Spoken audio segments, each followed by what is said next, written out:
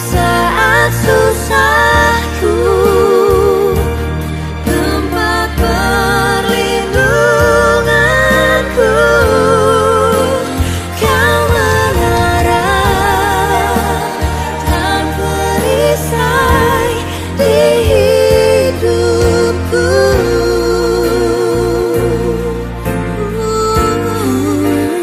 Kau menara dan perisai di hidupku.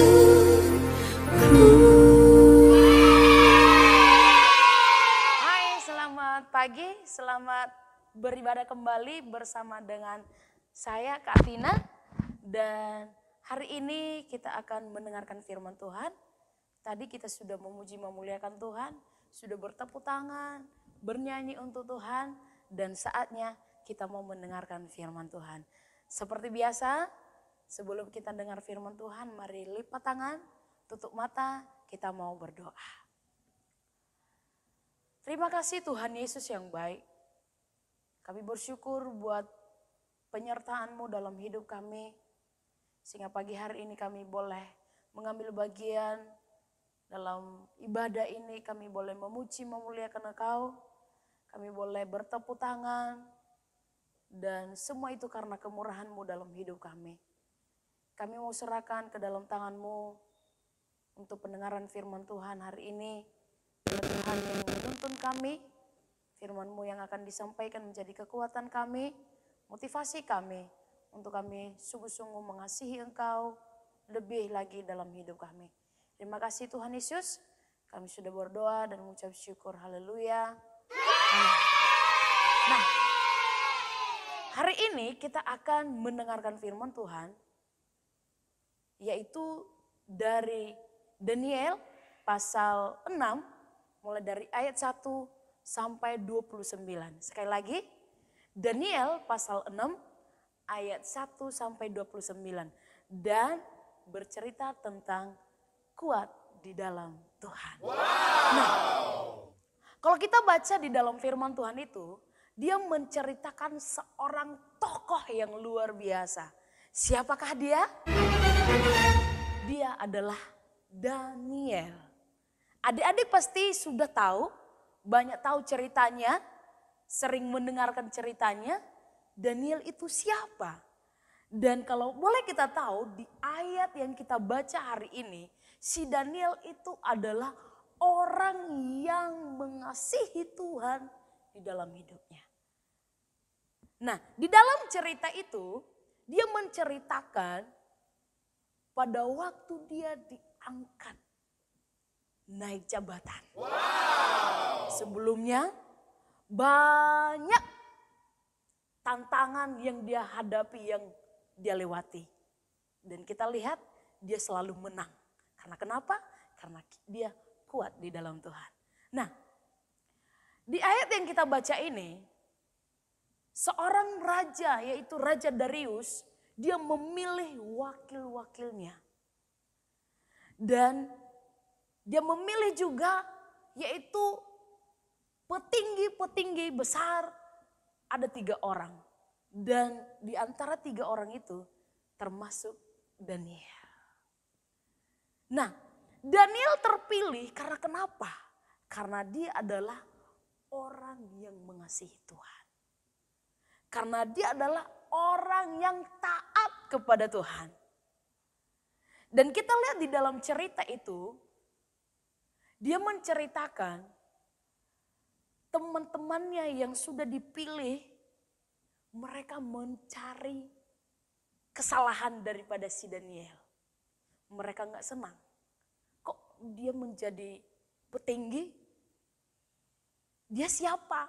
Sementara kalau kita baca, si Daniel itu adalah orang buangan di situ. Kok dia bisa dipakai? Nah, sehingga teman-temannya mereka mencari-cari kesalahannya. Apa sih kesalahannya, kita cari yuk. Nah, di situ mereka mencari kesalahan si Daniel, tetapi mereka tidak mendapat kesalahan si Daniel. Karena kenapa? Si Daniel adalah orang yang taat, orang yang jujur, orang yang taat sekali kepada raja, apalagi kepada Tuhan. Nah, sehingga teman-temannya atau petinggi-petinggi itu mereka mencari cara. Ayo kita cari biar kita laporkan kepada raja. Nah, kesalahan mereka tidak temukan kepada si Daniel karena dia adalah orang yang taat. Tetapi ada satu, mereka cari cara dan cari kesalahannya. Kesalahannya menurut mereka adalah dia selalu berdoa kepada Tuhan Allahnya. Nah, sehingga mereka waktu mereka mendapat kesalahan itu, mereka melaporkan kepada raja. Mereka bilang apa? Raja, itu si Daniel, dia selalu berdoa kepada Tuhan Allahnya. Gini aja deh, Raja, nanti kita buat undang-undang. Supaya setiap orang yang menyembah di luar kepada Tuhan akan dihukum. Nah, sehingga raja pada waktu itu mengeluarkan undang-undang atau peraturan yang tidak bisa lagi digeser atau bisa ditolak siapapun. Nah, sehingga dibuatlah undang-undang itu, peraturan itu, dan disiarkan kepada wilayah di situ. Nah, ketika undang-undang itu sudah diberitakan di seluruh daerah di mana mereka berada, dan mereka mencari-cari lagi si Daniel, dia di mana ya? Nah, kebetulan waktu itu si Daniel dia ada di tempat spesial. Di mana itu? Ada di kamar. Dia lagi ngapain ya? Dia di situ lagi berdoa kepada Tuhan. Nah, si Daniel dia punya prinsip dalam hidupnya. Dia waktunya berdoa itu kepada Tuhan 3 kali sehari. Dan biarpun itu sudah peraturan dari raja, dia tidak peduli. Dia terus berdoa, kepada Tuhan. Dan pada waktu itu dia didapati lagi berdoa kepada Tuhan. Dan waktu dia didapati lagi berdoa, dia dilaporkan kepada raja. Nah, tadi sudah ada undang-undangnya. Kalau ada yang melanggar undang-undang itu, ada hukumannya. Dan hukuman pada waktu itu, hukuman bagi Daniel yaitu dia dibuang ke gua singa. Dia dibuang ke gua singa. Dan Daniel tidak bilang, kenapa saya dibuang? Apa salah saya?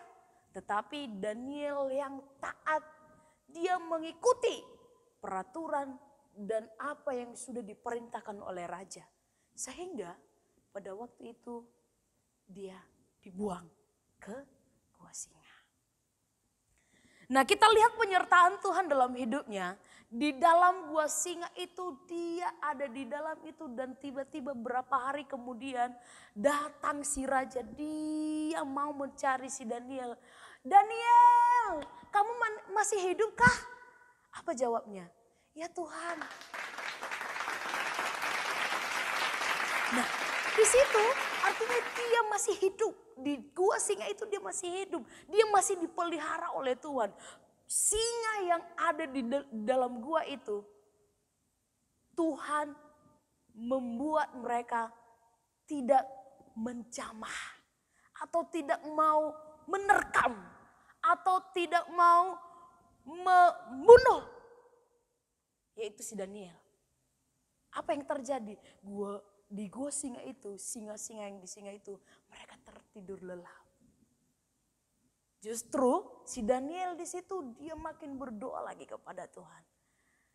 Nah, dari situ kita tahu bahwa penyertaan Tuhan dalam hidup si Daniel, ketika dia taat, ketika dia melakukan apa saja yang Tuhan mau, dia dipelihara oleh Tuhan. Nah, hari ini kita sudah melihat tadi judul firman Tuhan yaitu kuat di dalam Tuhan. Katina pernah bilang, Kuat di dalam Tuhan itu karena kenapa? Karena si Daniel ini adalah dia dekat kepada Tuhan. Orang-orang yang dekat kepada Tuhan pasti kuat untuk menghadapi masalah. Orang yang dekat dengan Tuhan, dia kuat dalam menghadapi apapun persoalan dalam hidupnya. Orang yang dekat dengan Tuhan, dia mampu menyelesaikan apapun masalah yang sedang dia alami. Karena kenapa? Karena ada Tuhan yang menyertai dia. Dan kita lihat di sini si Daniel, dia tidak malu. Dia tidak malu, aku kan udah petingginya, ya udahlah nggak usahlah berdoa, gitu kan? Tetapi si Daniel enggak, sekalipun dia sudah petinggi, sudah dipilih menjadi petinggi di situ, tetapi dia masih berdoa kepada Tuhan. Mau melakukan apa yang menjadi kegiatannya sebelumnya, dia berdoa kepada Tuhan 3 kali sehari. Kadang-kadang kita anak-anak Tuhan atau kita sekarang ini, kita malu berdoa. Contohnya nih, kita makan di tengah teman-teman yang bukan sesama kita, teman-teman. Mungkin di situ ada teman-teman yang beda agama atau beda kepercayaan dari kita. Contohnya kita makan, ya udahlah nggak usahlah berdoa, aduh malu ada temen nanti diejek. Itu kan? Sering itu. Ada lagi. Kalau lagi ngomong nih. Ya, kalau kita aturannya kita anak-anak Tuhan yang percaya Yesus, puji Tuhan, sehat. Enggak. Sebaliknya kita malu bilang puji Tuhan gitu. Tetapi hari ini jangan malu berdoa dimanapun kita berada. Jangan malu untuk memberitakan atau menyerukan nama Yesus. Kalau saya pribadi, di mana-mana itu, kalau ada apa-apa dalam nama Yesus, aku nggak takut. Saya nggak peduli siapa di samping saya, siapa di sekitar saya, yang penting saya sebut dalam nama Yesus. Nah, pernah Tuhan Yesus katakan, siapa yang malu untuk memberitakan atau mengakui aku di hadapan manusia, dan dia juga tidak mengakui kita nanti. Nah, anak-anak Tuhan, ketika kita tidak malu untuk mengakui Tuhan sebagai Tuhan dalam hidup kita, Yesus sebagai juru selamat dalam hidup kita, Tuhan juga senang melihat kita dan dia mengakui kita di hadapan Bapa di sorga nanti. Nah, seperti itu yang dilakukan oleh si Daniel. Dia tidak malu sekalipun itu di tengah-tengah yaitu teman-temannya. Dia tidak malu, dia melakukan apa yang menjadi kegiatan sebelumnya. Dia memuji Tuhan, dia memuliakan Tuhan, dia berdoa kepada Tuhan. Jadi oleh sebab itu hari ini melalui kebenaran firman Tuhan yang sudah kita dengarkan, jangan malu. Mungkin di sana kamu teman-temanmu banyak yang tidak seagama dengan kita. Jangan malu, ketika saatnya berdoa, berdoalah. Ketika saatnya memuji Tuhan, pujilah Tuhan. Jangan malu. Ketika saatnya kita mau memuji Tuhan, pujilah Tuhan. Jangan malu. Jadi oleh sebab itu hari ini, melalui kebenaran firman Tuhan, Daniel memberikan contoh bagi kita. Kita kuat di dalam Tuhan itu karena kenapa? Karena kita tidak pernah malu untuk menyerukan nama Yesus, berdoa kepada Tuhan, dan melakukan hal-hal yang memuliakan nama Tuhan dalam hidup kita. Jadi oleh sebab itu hari ini, mari kita renungkan firman Tuhan hari ini. Hendaklah kita menjadi anak-anak Tuhan yang berani untuk menyerukan dan memberitakan nama Yesus adalah nama yang kuat, yang memberikan kekuatan kepada kita semua. Oleh sebab itu hari ini, sekian saja untuk firman Tuhan. Mari kita renungkan dalam hidup kita, sehingga firman Tuhan ini akan menjadi kekuatan kepada kita dan menjadi motivasi bagi kita untuk kita lebih sungguh-sungguh lagi mengasihi Tuhan lebih dari apapun. Mari lipat tangannya, tutup mata, kita berdoa. Terima kasih Tuhan Yesus yang baik. Hari ini kami sudah mendengarkan firman-Mu Tuhan. Mengajar kami dan mengingatkan kami. Supaya kami tidak malu untuk menyaksikan bagaimana Engkau mengasihi kami. dimanapun kami berada Tuhan. Berikan kami keberanian, berikan kami kekuatan, iman yang teguh kepadamu. Biarlah lewat hidup kami terpancar kemuliaan Tuhan dalam hidup kami. Dan melalui kehidupan kami, banyak orang boleh diberkati, sehingga nama Tuhan dipuji, dipermuliakan. Berkati firman Tuhan yang sudah kami dengarkan hari ini Tuhan. Menjadi kekuatan kami, menjadi pedoman bagi kami, untuk kami sungguh-sungguh mengasihi Engkau dalam hidup kami. Berkati seluruh adik-adik sekolah minggu yang sudah mendengarkan firman-Mu. Bahkan siapapun mereka yang mendengar firman Tuhan ini. Berkati mereka ya Tuhan. Tanamkan dalam hati mereka firman-Mu, sehingga mereka boleh melakukan seturut dengan firman Tuhan. Terima kasih Bapak yang baik. Kami sudah berdoa dan mengucap syukur pagi hari ini. Hanya di dalam nama Tuhan Yesus Kristus. Haleluya. Amin. Selamat pagi, Tuhan Yesus memberkati. Bye-bye.